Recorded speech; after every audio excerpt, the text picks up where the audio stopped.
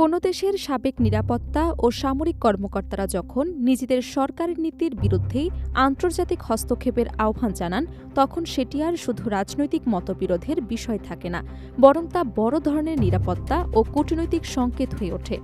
এবার ঠিক তেমনই এক বিরল ঘটনা ঘটেছে ইসরায়েলে। দেশটির নিরাপত্তা, প্রতিরক্ষা ও কূটনৈতিক অঙ্গনের শত শত সাবেক কর্মকর্তা সরাসরি মার্কিন প্রেসিডেন্ট ডোনাল্ড ট্রাম্পের কাছে খোলা চিঠি পাঠিয়ে নেতানিয়াহু সরকারের নীতির বিরুদ্ধে গভীর উদ্বেগ প্রকাশ করেছেন।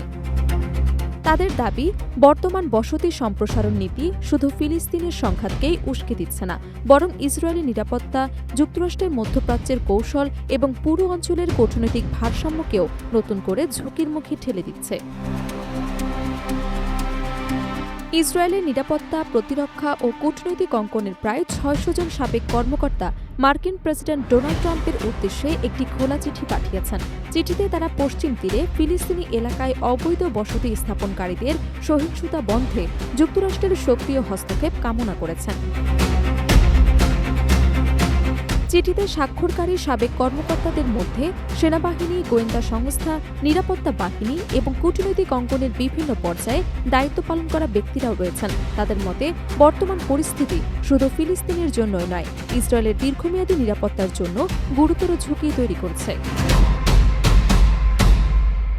চিঠিতে বিশেষভাবে অভিযোগ করা হয়েছে, নেতানিয়াহু সরকারের বসতি সম্প্রসারণ নীতি এবং পশ্চিম তীরে নতুন নতুন ইহুদি বসতি স্থাপনে উৎসাহ দেওয়ার কার্যক্রম উত্তেজনা আরও বাড়িয়ে তুলছে।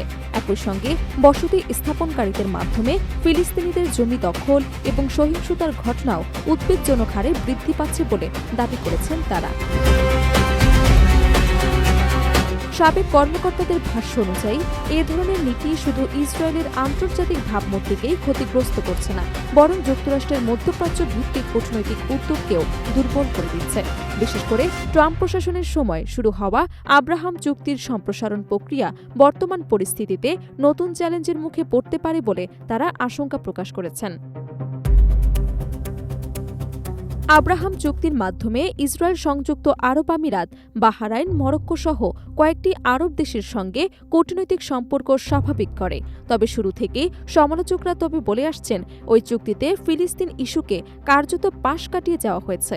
বর্তমান উত্তেজনা সেই সমালোচনাকে আরও জোরালো করছে বলেও মনে করছেন পর্যবেক্ষকরা। বিশ্লেষকদের মতে, ট্রাম্পের কাছে এই খোলা চিঠি পাঠানোর মূল উদ্দেশ্য হোয়াইট হাউসের ওপর রাজনৈতিক ও কূটনৈতিক প্রভাব সৃষ্টি করা।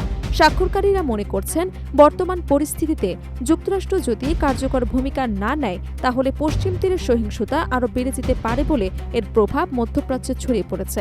এদিকে ইসরায়েলের প্রতিরক্ষা মহল থেকেই অতীতে একই ধরনের উদ্বেগ প্রকাশ করা হয়েছে।